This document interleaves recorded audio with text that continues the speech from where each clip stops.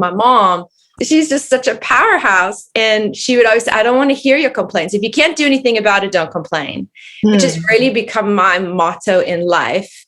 And so she taught me from a really young age, like the power of mindset. You know, she was like, every time I would, 12-year-old kid be like, oh, Mom, I want to go shopping. And she'd be like, well, what's your objective? And I'd be like, Mom, I just want to go shopping. Like, no, what's the objective? What's the goal? What's up, Style Nation? It's your girl, Katie Allen, and you are listening to the Style for Life podcast. Juicy episode as usual. But honestly, I'm super excited for today's episode. My July episodes, in my opinion, of course, have been the best because I have been able to bring on some of my favorite women in the world to share with you guys their knowledge, their wisdom, and inspiration. In today's episode is no less as we continue this journey of confidence and really creating that and leaning into that. I know that this is what we are supposed to be focusing on this month and probably for the rest of our lives, but I have this really deep knowing that right now, a lot of us are in need of really harnessing and nurturing our inner confidence. So today on the show, I have a master stylist and business coach, my personal style trainer, teacher, Kim Apocada, otherwise known as the Confidence Enhancer. But I know that you guys have heard me talk many times about the stylist training that I just finished back in May. I'm all certified up, got it all posted on social, so you know it's official. But all jokes aside, Kim was one of my style teachers. She's amazing. And I have learned so much from her. So I'm super excited to get her on the podcast today. Her story is nothing fucking short of inspiration. She shares her story of how she went from living in a trailer in South Africa to styling Disney executives for the Oscars.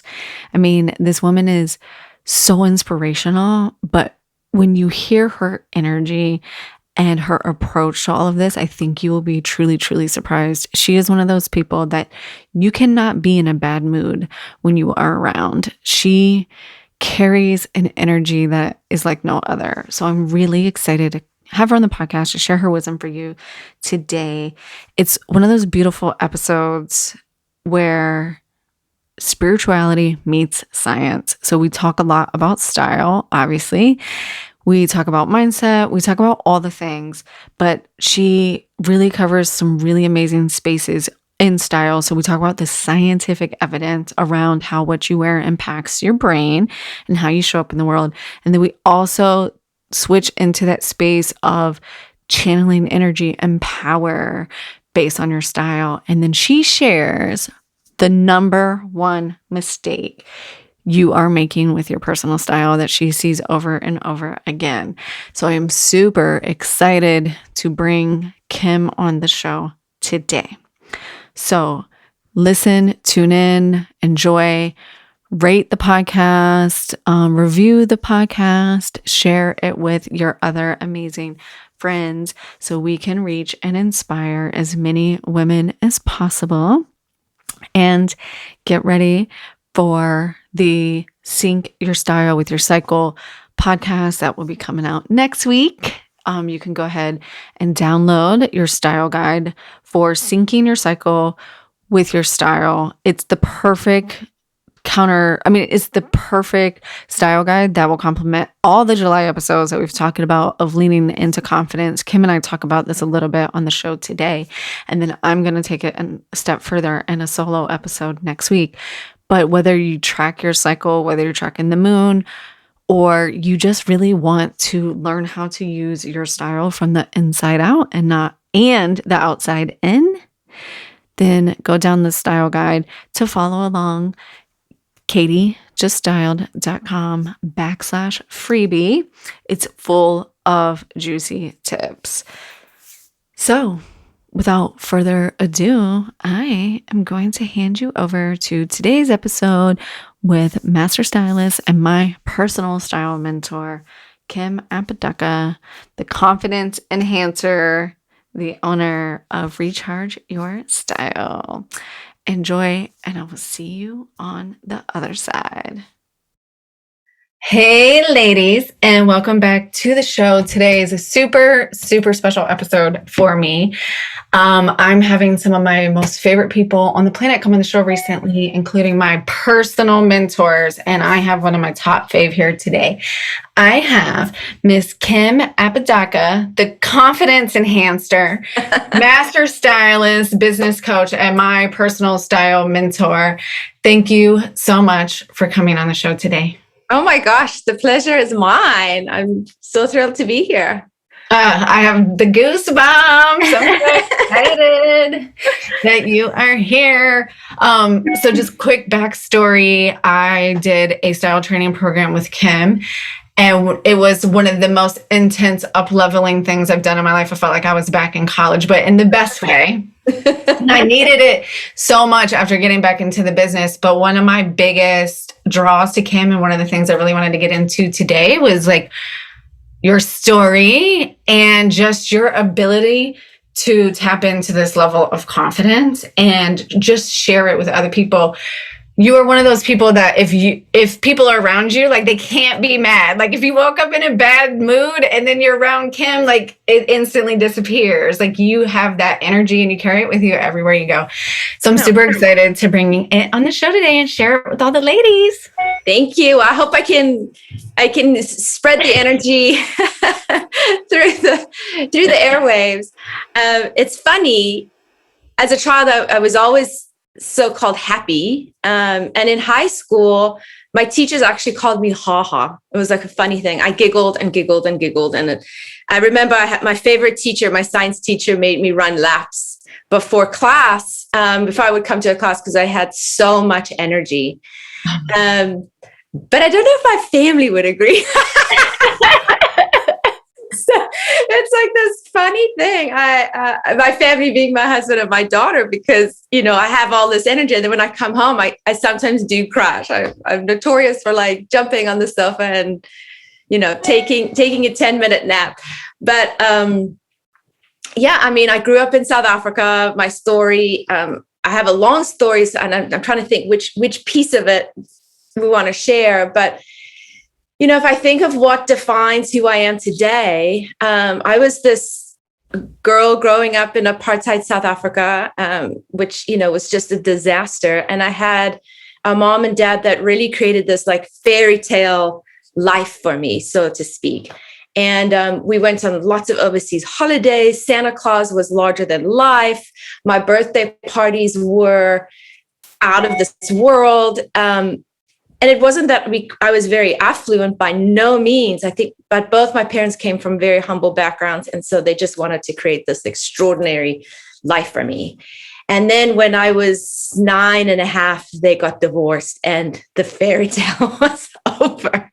And even though they thought they were doing their very best, it was not very great, and it was very messy. And I actually ended up living with my dad at the time. My mom had nothing, and she had to go, and she was a very driven, passionate lady, way ahead of her times, and she had to support her her brothers, her mother, blah blah blah. And so she went off to England, and I was very angry and grew up with my dad. My dad was trying to hold things together, but he also did some very selfish and loving things at the same time. But at 10, he moved and he remarried, and I lost my nanny, my grandmother, my best friend, my life, my mother in 1 year. And so I spent the rest of my teenage life really trying to, I think, I look back and I was like, I really tried to make him happy. This really was my role, right? I couldn't complain. He had too much going.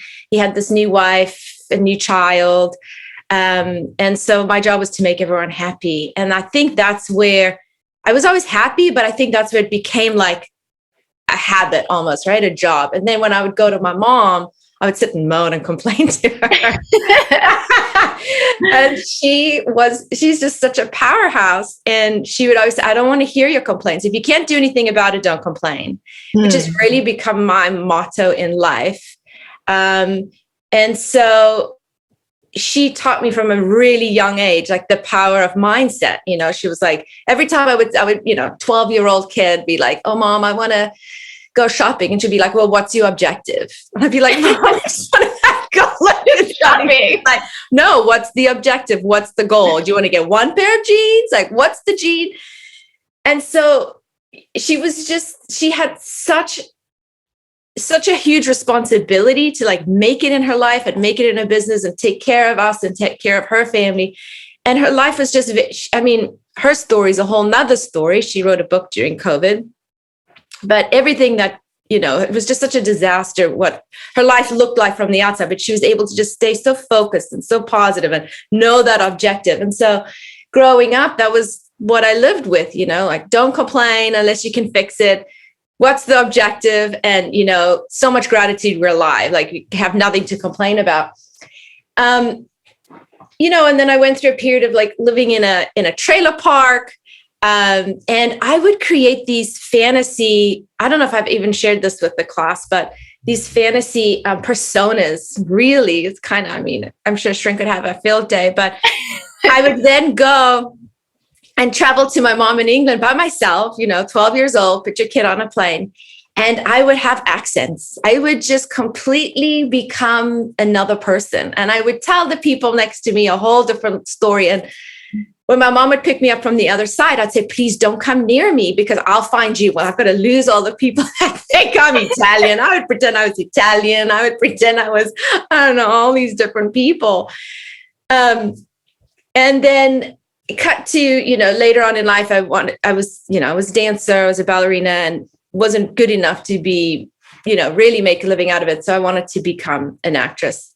And I came to LA and it was through the journey, but I was a very lost person. You can imagine, like, not really having great self-identity, trying to be all these different people, trying to make everybody happy. It's just an awful nightmare. I was very skinny at some point in my life and everyone made fun of me. They call me Wednesday legs and when's they going to break? And lucky legs, lucky they don't break. And I then started my journey of like binging, right? And then you get to the stage where now you are in your, late teens, 18, 19, and now you're gaining weight and you're binging. And, then that started the whole perpetual habit of binging and purging, which went on for many, many years. And so when I eventually came to LA in my early 20s and discovered acting, it was when I would go into the wardrobe closets to become a character that I really would embody these characters. And I had like this epiphany, like what happens if I just dress differently? I came from beach cities. I was used to just, being in beachy clothes and, Billabong t-shirts and things like that. And so I started to dress differently and realized people treated me differently. And I'll never forget the time I went back home to visit, and I had like quote unquote American clothing. I had my I knew Kim, my Kim version. And, I was not the popular girl. I didn't have, there was not a lot of boys who were ever interested in me or anything like that. And all of a sudden it was like, oh my God, who are you? And it was very powerful. It was very, very powerful. And so that was, then I went on the journey of my 20s was I realized there was so much power in what we wear and how it made us feel. And I went on my own personal journey of discovering who I really wanted to be. And that led to me becoming, a stylist. And today, yes, I love fashion. And, my mom for Christmas a couple of years ago, she found all my letters I would write to her. And it would be like, Mom, can you please find me a shirt with the cuff like this and a button like that? I had very specific ideas of clothes, which I didn't know I had. She was like, you see, it was always there. But anyway, so I went on this journey with my clients today, and we love fashion and we want to stay on trend, but it's all about their transformation. And so that's really what I specialize in, is helping men and women really want to dig deep and find their, this is such a cliche word, but their best self, or their most confident self, their most energetic self. And I live that life because I feel it. I'm wearing bright pink today. It's who I am. I live in color. And so, yeah, if I can help anyone do that, I'm just thrilled. It just makes my day. I love that story so much. It's so powerful. And I love what you were just saying is like, when I love when you're like, when I went into the wardrobe, and I know people can't see the video, and I'm like over here, like, yes, I'm like silently miming to Kim. I love that. Like every time you step in, it's like an opportunity to choose, like, who am I going to be today? What do I want to do today? And I'd love to go take this further with you, because you are the master stylist. That's one thing I tell my clients all the time is like, you might wake up feeling a certain way, or it might be a cloudy day outside. Doesn't mean you have to dress that way. Don't dress for how you feel in the morning, dress for how you ultimately want to feel throughout the day. Absolutely. I always say to people, I work with a lot of businessmen and women, and I'm like, dress for the job you want, not the job you have necessarily, unless you have your dream job, right? I think what I see when a client comes to me, the biggest mistake is that we think we have to be one kind of person, and we're not. And that's what I want everyone to think about, is like, what are all the different facets of you, there are many different versions of Kim. There's my mommy Kim, and I'm very nurturing, and I have an almost 16-year-old daughter, and we still, she'll be mortified if this when her friends hear this. We still cuddle in bed, and I plan on doing that forever. And like, I can be really calm. I can be really fiery. I run 3 businesses, and sometimes I'm not so friendly, because, shit has to get done. That's my like power Kim, right? And then there's fun Kim, magician Kim, and we're creative and we're thinking of ideas and talk on the spot and super excited and very physical. And then there's, warrior Kim, where we're just going to like get stuff done. So I use this thing that I learned from a program that I did, and we have these different archetypes, and some stylists give them cool style names. I'm not that cool. And so you are. So I sort of start with my client, and we figure out these 4 archetypes of them, right? And I started by saying, like, how does it feel in your body? So there's the 4 is like your lover self, which is your nurturing archetype.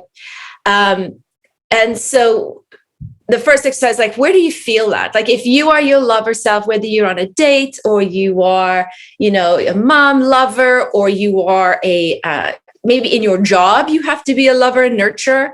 Where does that feel in your body? So it's almost like become physical in that space, right? Like, show me what that looks like.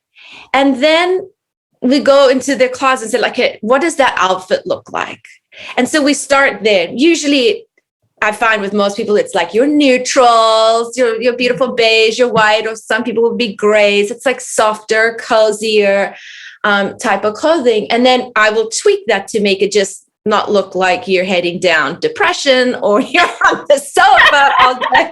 But, that's that archetype. Then we have the warrior self. So that's like you're a badass, you're a fighter, you're going to get stuff done.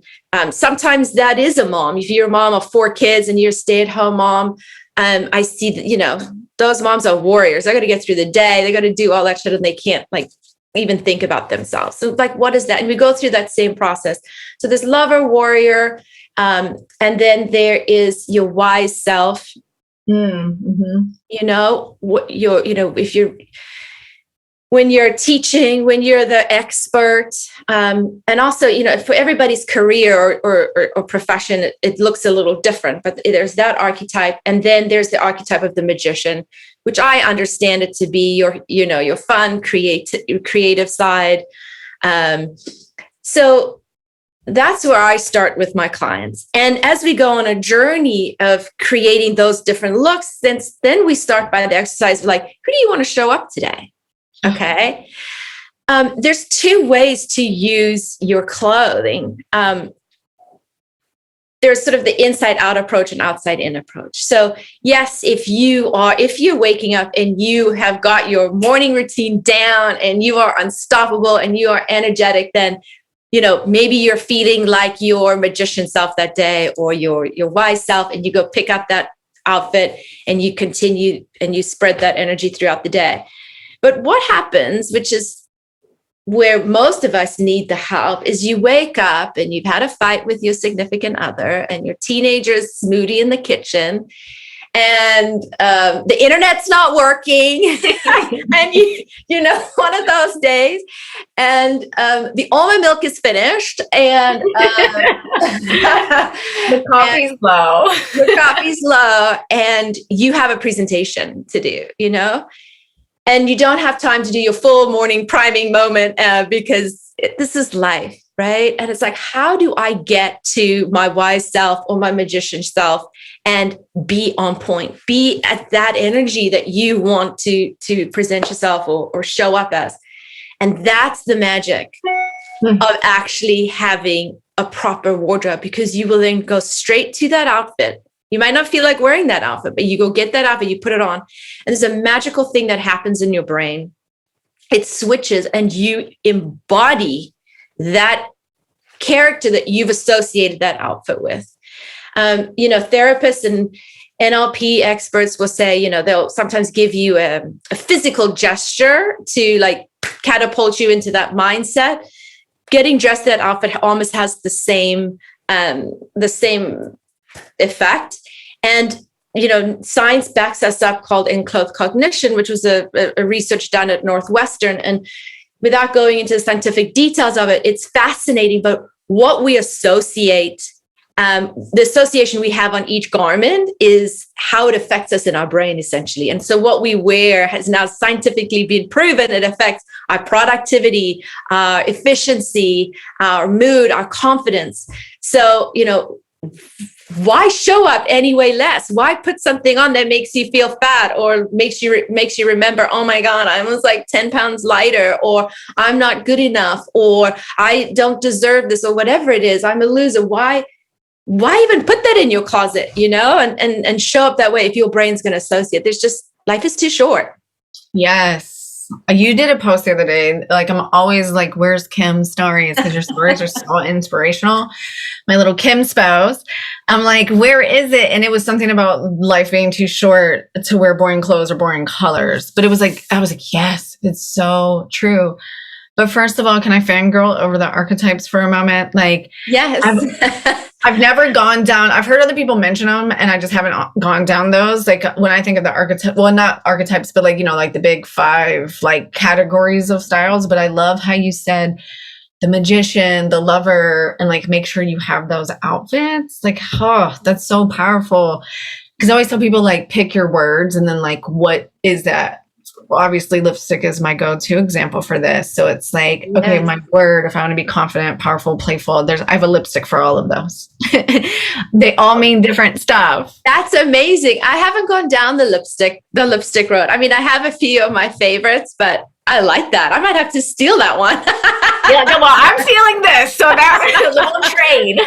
And I love what you said about the magician, because that's funny, because my friend always calls me that. She's like, you're the magician. Like, anytime that comes up, I know that that's you.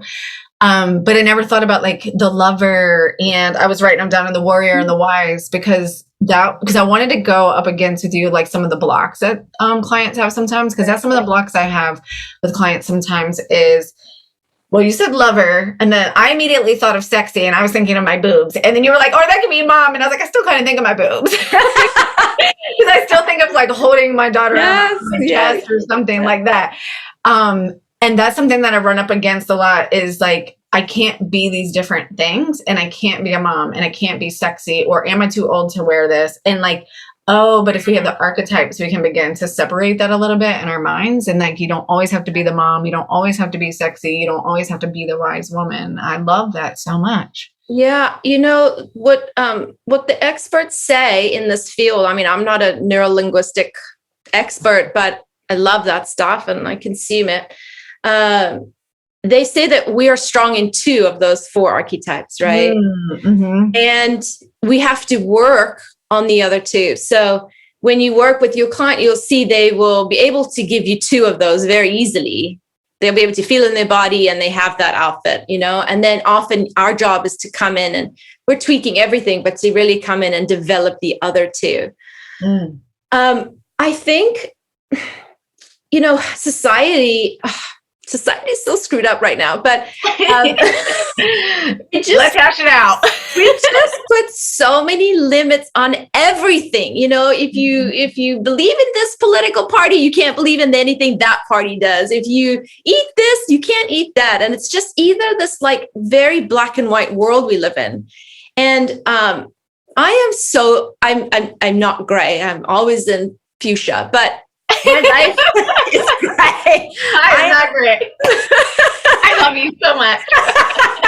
I just don't live in this black and white world. And, I don't know if it was, my path to self-discovery. And, clearly that's why I had to leave South Africa and really find a quiet space to put myself together and discover who I was. But not everyone has that opportunity. But it's such BS that you can't be there's several different facets of you. We're all multidimensional. And I think what's so unique, off air, we were saying, are we going into relationships? Well, here's the segue.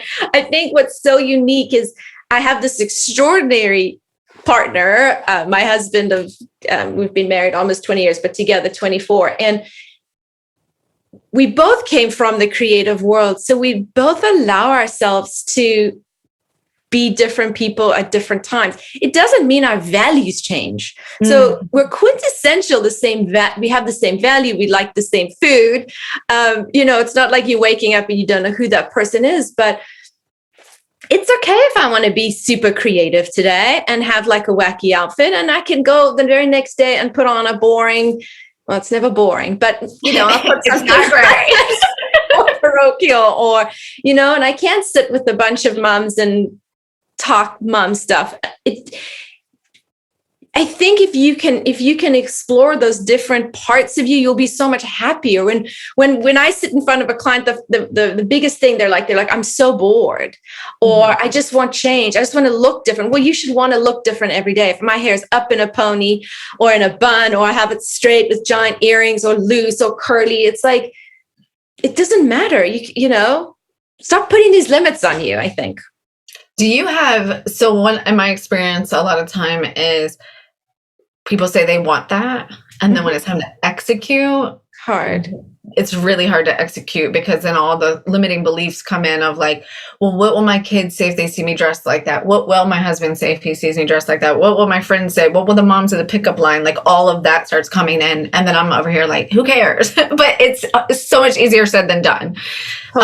What's your like best advice, or how do you help people get over that hump? So we always say we can style anyone from the neck down, right? Yes. It's that head.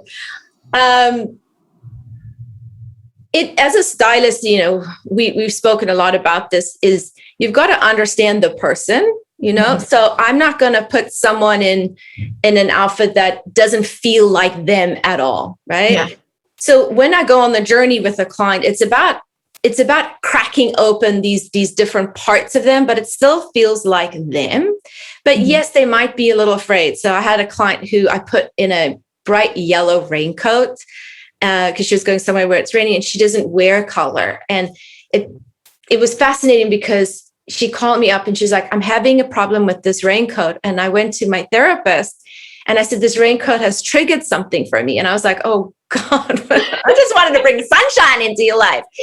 And she was like, and she said to me, I grew up never thinking I could deserve to be seen. And now I'm being seen. And it was really hard for her. And I was like, oh my gosh, like this is the beauty in what we do, right? We are doing so much more than just styling. And so she had to go and discover. And I was like, well, I'm not taking that coat back. You need to be seen for who you are. You're beautiful. She was doing all this great work, but she had just never given herself permission to be seen. Cut to now, she loves her yellow raincoat. And she's like, Kim, find me more color. But I always say to my clients, if you are happy, it doesn't matter what your husband sees you in. Your husband or your wife will just be on cloud 9 to see you happy, to see you energized. Your kids, they're not going to care. You're not grumpy mom. Mm-hmm. And so you start to infect or influence the people around you with that kind of energy. When you start to feel good about yourself, it all starts with how we feel about ourselves. Yes. So, when they say to me, oh, I have to lose 5 pounds before I can wear it. I'm like, no. We're doing it right now. Because if you haven't lost those 5 pounds, there's another blockage. There's a belief system going on. There's a reason why you're not losing that 5 pounds. And it's not just water retention. So if you start to love yourself, accept yourself, feel good about yourself, that's when you say, you know what? I don't need to feel good by eating this piece of chocolate because I already feel great about myself. And you put it down. Weight then starts dropping off of you. So it's like the flip, the reversal. Yeah, I totally agree. It's funny. I was just thinking that thought this morning and I was like, why am I holding on to this extra weight? Katie, what is going on in there? Because it's not the clothes. But it's so, so true. And the one thing I like to always remind people is like how we do one thing is how we do everything. Oh, and that's everything. Yes. Oh, when I heard that a couple years ago, I was like, so whatever blocks you're running up against with the clothes, like why, like where else is it showing up in your life? Because it's not just the clothes. It's not just because we've picked out a lime green outfit or the shorts feel too tight or too short or any of that. There's something else that's always going there. But like you said, that's what I love. That's the real magic of it. Style really is a tool. It really is another tool that I feel like it should be right up there with meditating, journaling, going to the gym, putting on a good outfit. I think people don't really understand or value the importance of it because guess what? You have to get dressed every day. Every day. You cannot avoid it. You can't avoid it. And the other part of it that's so important is it's the first part of your day. Yes. It happened to me last week. In fact, I was a little off my routine because it's summer vacation and, I'm like, okay, I can sleep in an extra hour. So I didn't do what I usually do. And I just grabbed something, put it on, and I was in my nurturing love self. And the whole day I was I just wasn't me. I just wasn't up and full of energy. And it was so interesting because everyone said to me, are you okay? Is everything okay? Are you okay? And I said to my husband, that night, it hit me over the head. And I thought, oh my gosh, my clients, I know I just put on a crappy outfit. And I know it has that effect on me. But if I didn't know that, and this is how I felt every day, and everyone kept asking me, am I okay? I start to have self-doubt. And I start to think, well, maybe I'm not okay. Yeah. I just knew. And the next day I woke up and I had my 3-inch heels, perfect hair. And I was like, I'm going to have the best effing day, today. But it is so powerful. And if you have to wake up every morning and the first thing you do is you have negative self-talk because you can't fit into clothes, or you look at your clothes and you think they're old. And so it makes you feel old, or you look at your clothes and you go, I'm not trendy, or I'm not beautiful. How do you start the day having an impact? How do you start the day feeling phenomenal? How do you start the day to lead a team, or, be positive with your kids, or have a wonderful relationship? It's just, sometimes I worry what I do is just so surface level. It's just fashion, but it really is so deep and it affects us in such a deep way. And I wish everyone could understand the value of having a closet where you walk in or open it up and it's organized and it makes you feel good and everything in there fits you and everything in there feeds you and gives you confidence and makes you feel beautiful and fits you. I promise you, your day would look so different, so different. It takes me 10 minutes to get ready, literally 10 minutes. That was going to be the other thing I was going to ask you is that's what I get all the time. I don't have time. I don't have time. I'm like, yes, you do. It takes me 10 minutes to do my makeup. This bright lipstick, everything. Like, Alexa, set a 10-minute timer. And I usually beat her because now it's a game. It's so, if it's organized and you know what you're doing, you know, it is 10 minutes to get ready. 15 if I'm going to dry my hair, 20 if I'm going on formal and I got to really do the eyes. But it doesn't take a long time. Yeah. It takes, I feel like you can reverse that. It's like, well, if you spend no time putting any of the intention into your outfit, how much time are you losing in the day? Self-doubting, going slower, feeling, because I know when I'm self-doubting and not feeling good, I'm going to mess around on Instagram for 5 hours. Nothing's getting done. I'm going to just like feel worse about myself because now I've spent too much time on Instagram. Yeah. Trying to feel good or going to eat something to feel good. And, then just now you're worried about the weight gain. I mean, it's perpetual. How you do anything is how you do everything. Mm-hmm. So true. I love that. The part of your morning routine. Yeah. So the one thing I wanted to chat with you about that I've never really talked about on the podcast, and I've started to have this conversation with some of my friends, was around women, their bodies, and wanting to have sex and being sexual creatures and being like okay with that. So it goes back a little bit to that. How am I the mom? And then how can I also be this woman at the same time that's having amazing sex with her husband? Right. And like we were joking about that offline, but I think this plays a big role in it, because when I really went and dove deep into my self journey, getting back into styling, dressing every day, I gained 20 pounds over COVID, still haven't let it go. That was a thought I had this morning. Like, what am I holding on to this weight for? Like, why do I still feel like I have to protect myself? Mm-hmm. But through this whole transformation of building my confidence and like just dressing better, allowing myself to buy the pants that are size that they weren't 2 years ago, it has shifted things in my relationship. And it's like, oh yes, now I want to have sex with my husband all the time. Now I feel really good in my body. Now I'm just a happier damn person. So my libido has come back. And you were one of the people that has mentioned that. And I was like, God, I'd love to like just touch on this for a moment on the podcast, because that's something I've never really talked about, but I think it's important. It is important. I will give myself a waiver. I'm by far not like a sex expert or me neither. I've like dated 2 guys and the one I married. I'm like such a nerd. But I will say, well, first of all, for me, being sexy is really hard. I'm just not a sexy person. I'm like fun person. I can be girly and cute, but sexy. Like, I'm just not like Angelina Jolie, like she just walks in a room and she's just sexy. Like, that's not who I am. But I do this a lot. I work a lot with clients who have, gotten divorced or they've lost their partner, towards the end of their, middle of their lives, so to speak. And they have to start dating again. And so we go on this journey of like defining sexy and what does that mean? And, it just brings up so much, right? And so from the point of a stylist, I can say that if you see someone let's take Angelina Jolie, for example, right? Yes, she's beautiful, but what makes someone sexy? Mm-hmm. And when you start to break it down, it's really someone who's confident in their own skin.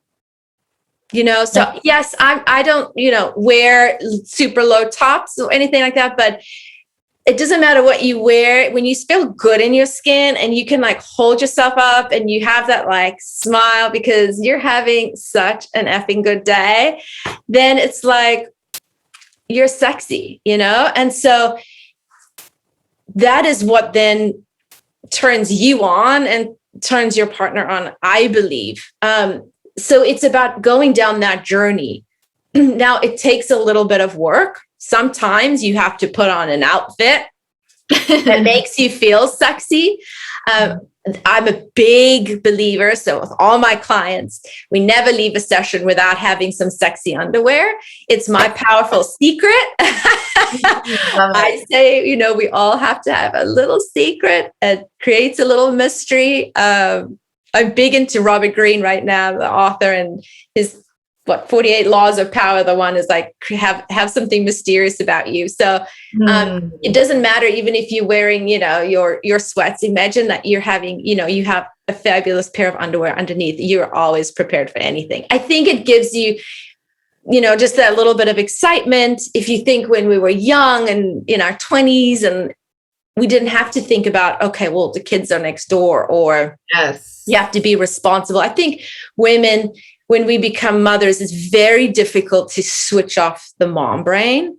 Yes. I know that's definitely, I've got three. I've got to switch off the work brain, the mom brain. All the brains. I got to do it all. But it's important to, communicate that with your partner. And just like you get dressed for the day, maybe you have to, get ready there in your brain as well. And so whether it's putting on something sexy that makes you feel sexy, maybe it's a beautiful perfume. But it's really about feeling good in your own skin. I love that you said perfume, because that's my go-to. I do like low-cut shirts. That's something I'm exploring now that I don't give a fuck anymore, because I love my boobs. They still look great. So we're going to go with that. That is awesome. But for me, it's perfume. Like I have a date night perfume that I only wear when him and I are going out, or if we're going out somewhere together, or traveling together, or get a hotel room together, or whatever. So it's like, it mentally triggers me to be like, switch that brain off. Like, okay, you can switch the mom brain off. You can switch the business brain off. You're allowed to be this version of the lover for you. So I guess it's kind of like what you were saying, like, what's that thing that makes you transform into that? Exactly. In fact, we should have perfumes for all our archetypes, right? Yes. Yes. Yeah. So you really embody those characters, of those facets of yourself. What helps you get there, certainly. For sure. But yeah, I absolutely have my date night perfume. I'm a big fan of Diptyque. They're not sponsoring this episode, but they're my go-to. I love them. I know. Every time I see them now, I think of you, because you're like, get this candle and get this bubble bath and get this. It just come out with like home products. My kitchen now has like the spray, the dish refreshing. Yeah. Oh, that's so amazing. You've just shared so many gems, Kim. Like, you're just such a breath of fresh air all the time. Is there any last amazing advice, or maybe style tip, something that you're loving right now, or that your clients are loving right now, that we could share with the ladies if they feel like they're in a little style rut and they're like, oh, I need to go buy a fuchsia jacket now? Well, style tip, I just see so many women, we just don't get excited about makeup anymore. So it's so easy. Go to Sephora, go ask someone what lipstick would look good on me. And if it's neutral brown, say no. It's like, just get the freaking neutral brown out. One, I would say go get a lipstick. I don't have much on today because I've got such a bright jacket on, watermelon. But I think it's about adding color into our lives. And I have a lot of neutral clothing. Don't get me wrong. I'm not always a rainbow, but it does. In fact, my entire house is gray and white. This is the funny part of my life, because our whole family is like super energetic, and we are vibrating at these frequencies that we need to come home and calm down. But I love, in terms of style, get something that is a color that just energizes you. And it's funny, every time I get something that's colorful for a client, they always start and they go, oh, I can't do that. And then, I help them along, and they will always call me and go, oh my gosh, I got the most compliments, or triggered. Like this other lady had opened up a whole story for her. It is very, very powerful. So get out of the black, get out of the gray, the navy.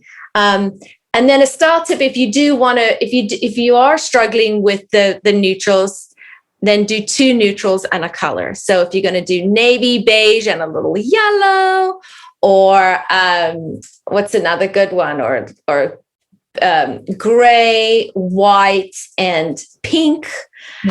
So if you're having issues, pick 2 neutrals and a color and infuse your wardrobe and your outfit for the day. So juicy. And if you need the brightest shade of pink, let me know because I have all the deets. I have a list. What's your favorite? Oh, hang on. What's your favorite red lipstick? I would say Stylist Stay All Day Beso is like a nice, true, like blue red, and it's amazing. But that's my favorite lipstick brand in general. Like I literally emailed them the other day, and I was like, I need you to bring back this color, this color, this color. And their customer service was like, we might. And I was like, can you just send this to your product development team? I will buy them all. Tell your merchandising team, whoever. Like I'm going to have to bust you on Instagram because I just think it's an amazing stay all day. But I have a bunch of pinks that I'm loving, like really bright pinks that I'm just loving right now because, well, it's the summertime and I think it goes good with the bright greens and all the bright colors that are out right now. And that's my go-to. Like even if I am going to wear black, because I think it's so powerful. It pops my skin so good, but I will only wear super bright lipstick if I do have on black. I love that. I love, my favorite red is Christian Dior 9999 through 999. It's also a good lipstick for almost all skin types. But I will say if you are wearing a bright lipstick, get a good like tint moisturizer or cover, I love It Cosmetics. I don't know if anyone else. It Cosmetics. Yeah, it's a good one. Because it just makes your skin look so flawless. Again, it takes 20 seconds. Put on the lipstick, put on mascara. And I'm telling you, if you're having sexy issues, you're going to feel so freaking sexy. You'll feel sexy. With your fabulous underwear that no one knows except you and your significant other when he finds out. It's going to be a very sparkly summer. Oh, God. I love that. I meant it when you were talking about the sexy underwear. I'm going to have to use that. I always tell my clients all the time, like, what I did when I started to like lean in and like reclaim my period and my cycle again is I used to always have like the ugly period underwear, like the ones that were stained. Right. Exactly. And I was like, what the hell am I doing? I threw them all away and I went and I got super cute period underwear. So no matter what, I especially deserve to feel super cute. But I'm sitting on the couch like a queen and I'm like, somebody fetch me water. And I have like underwear all the time. You just go into your wise self archetype, your queen archetype. Yes. Yeah.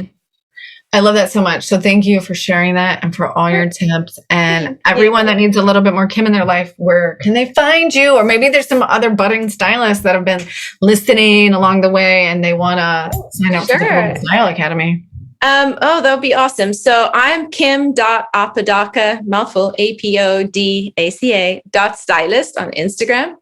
My Instagram got hacked in December and my account got deleted. So that's just a fun insider. So do jump on there and I have content from then on. And then we also run 3 courses a year at the Global Style Academy. And Global Style Academy is our Instagram or our web URL. If anyone's interested, you go on your own personal self journey, as well as learning everything there is to know about styling and running a business as a stylist. For styling services, I am rechargeyourstyle.com.